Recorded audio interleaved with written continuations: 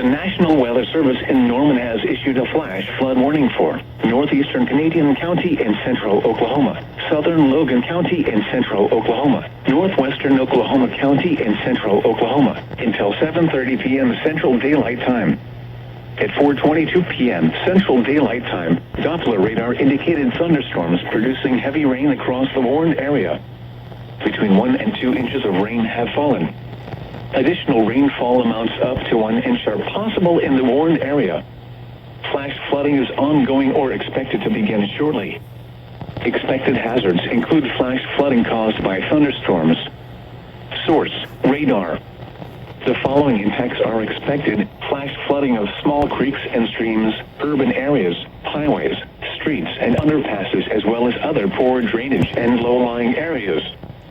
Some locations that will experience flash flooding include Northwestern Edmond, Guthrie, Piedmont, Meridian, Seward, and Navina.